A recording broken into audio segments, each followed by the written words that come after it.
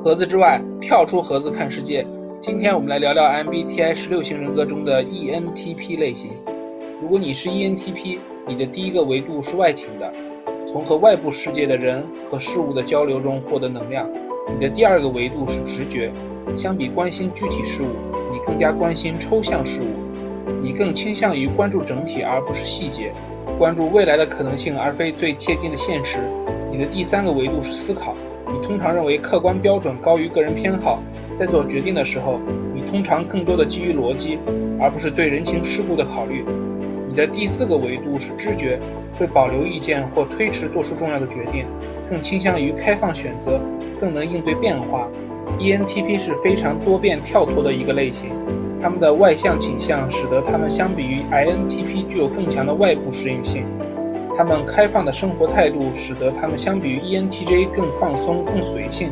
很难用一个词来形容 ENTP， 他们的称谓包括辩论家、发明家、创想家、点子工厂、智多星等等。ENTP 的处事态度、接收信息、处理信息和能量流动的方式，使得他们是16型人格中办法、点子和创意最多的一种类型。他们保持着对信息的开放心态，通过系统化的认知方式构建对世界的理解。ENTP 总是对新鲜事物有着无止境的渴望，好奇心很重，喜欢动脑筋。ENTP 状态好的时候，经常是拍拍脑袋就会想出一个又一个的好主意，思如泉涌，好像灵感永远不会枯竭似的。哎呀，真是拿你没办法。我来看看。上老草，就是留在房间里的声音啊。哦，那个啊。石英堂。你是去哪里呀？我去22世纪的百货公司拿了这个感情能量桶。对了，有没有偶尔能让人体验不一样人生的道具呢？哦，应该算是有啦。我看看，人生交换机。外部世界是他们获得信息和想法的来源，加上他们对信息的开放态度和理性直觉的思考方式， ENTP 以辩论而著称。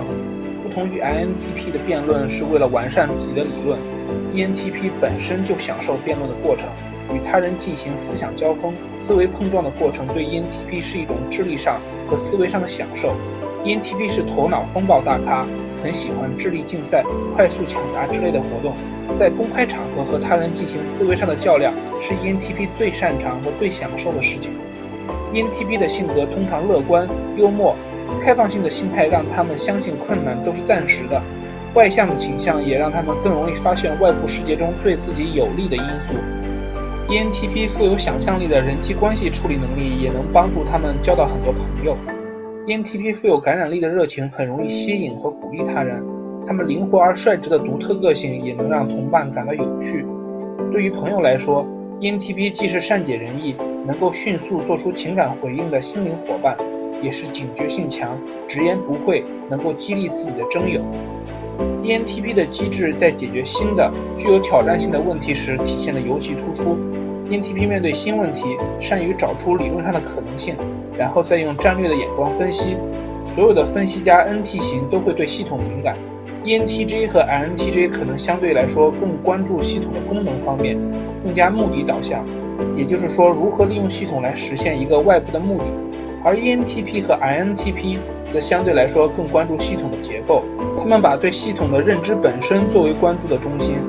不同于 INTP 把能量放在追求大一统理论来解释系统， ENTP 更多的留意系统可能的问题，他们对系统的结构缺陷或者逻辑漏洞高度敏感，短时间内提出优化系统的方向。在这方面， ENTP 可能是16型人格中最强的。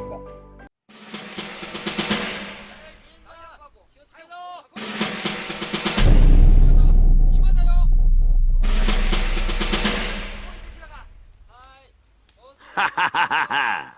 老天爷帮忙啊！你个兔崽子跑不掉了。ENTP 是 NT 型中唯一的活泼好动的类型，总是能够抓住任何可能的机会享受生活。他们中的大多数有很广泛的兴趣爱好，可以同时加入几个社会团体，同时做几项活动而不感到劳累。这是 ENTP 提高自己能力的独特方式，而他们充沛的精力和旺盛的创造力也经常让大家刮目相看。和其他类型一样 ，ENTP 的缺点也就是他们优点的反面。ENTP 不喜欢例行公事，很少会用相同的方法做相同的事情。让 ENTP 做墨守成规、循规蹈矩，不需要发挥创意的工作，会把 ENTP 逼疯。我马上到独立团报道，不过我有个条件。条件？说吧，你可真会找时候伸手。别给我派政委了，政委团长我一个人干了。ENTP 由于过度关注于头脑风暴和智力竞赛，往往故意持相反意见，以开始一段辩论。ENTP 总是不留情面地揭露不懂装懂的人的错误，非常善于抓住别人讲话的漏洞，直率地予以反驳，于是经常让不喜欢辩论的人不愉快。有的人觉得没面子，有的人觉得伤感情，有的人觉得 ENTP 自作聪明，这些人都会觉得和 ENTP 讲话很累，而终止这一段谈话。ENTP 另一个比较常见的问题是低估困难和障碍，他们在面对创意和点子的时候，往往会带有一种盲目乐观的色彩，容易忽视细节，并且在处理细节问题时显得很没有耐心。ENTP 所遇到的最大的困惑也在这里，他们经常发现自己提出一个解决问题的优秀方案，但是周围人却不想用这种方式来解决问题，甚至都不希望解决这个问题，这经常让 ENTP 感到难以理解。另外， ENTP 喜欢展开新的项目，这样才可以刺激他们大脑对于新鲜信息的需求。再加上 ENTP 常常低估困难和障碍，这就导致 ENTP 尽管有成百上千个想法，却经常一个都没有完成。ENTP 有着过山车般的思维速度，这让他们常常感到焦躁不安、思虑过剩，甚至睡眠也不太稳定。他们无时无刻不在探索新的可能、观点和想法，并且乐于表达和分享。所以有时候 ENTP 看起来有些坐立不安、过于亢奋，精神好像也难以集中。ENTP 在学校里常常开小差，在工作中也经常顾首不顾尾。ENTP 也是最容易被诊断为注意力缺失症或者多动症的类型。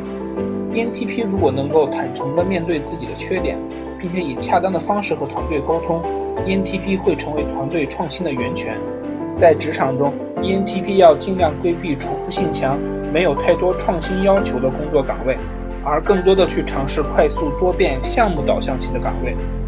ENTP 也需要有足够的耐心，这样等你们达到可以自由的层级，就没有什么东西可以限制你们的能力了。好了，今天的节目就到这里了。如果大家喜欢盒子之外的节目，欢迎订阅，也欢迎大家在评论区写下自己的想法和感受。我们下期再见。